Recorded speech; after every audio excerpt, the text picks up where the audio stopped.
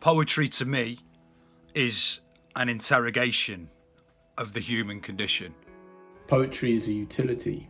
It's a tool. It's something that we use to help us think about the world, help us respond to the world, to feel as if we are part of something. So what's so important about it is that it's a gesture of refusal. The great thing about poetry is that it establishes really strong and clear connections. It's a refusal to make sense, to use language in the ways that people tell you it's meant to be used. It's about making language into something which is personal to you. You can't write a wrong poem, you can't write a bad poem.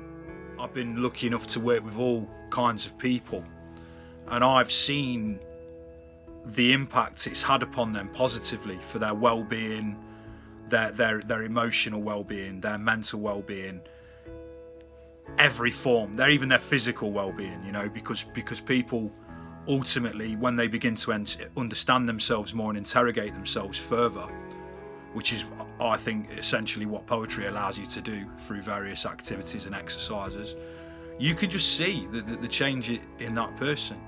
Over the last 10 years that I've been teaching, I've seen it dramatically shape people's confidence, their understanding of the English language, how adventurous they feel when it comes to using words.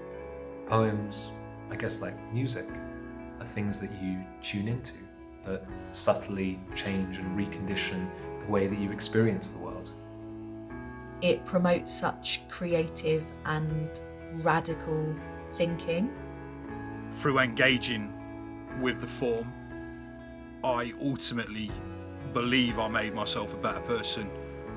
And I believe it saved me. And it's something that I still haven't got over, you know, like just that whole journey of constantly being made to feel that you're not worth anything. And I remember fully believing it, you know, and I kind of work with those young adults now who are in a similar position, who believe it, who believe the fact that they're not worthy just because they're in bottom set English, or they have to have extracurricular, they have to have interventions, they have to have all kinds of things.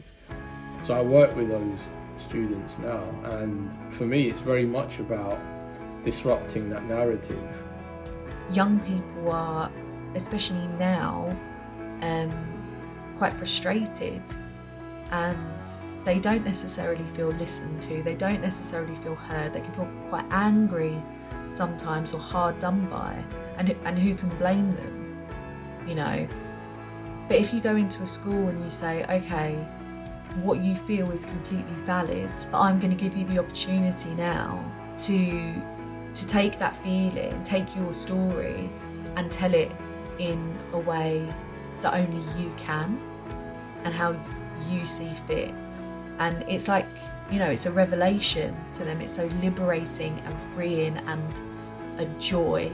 It allows them to interact with things on both a humanist level, a cerebral level, a playful level, an artistic level. Like, there are so many things that are happening in the mind when you write poems and when you read them. When I open up a book of poetry, I might not necessarily know what I'm looking for, but I certainly know when I find it. It just cannot be overstated how much of a positive impact just partaking in a poetry workshop can have. They put the power in the mouths of the students, but that's great and that's essential.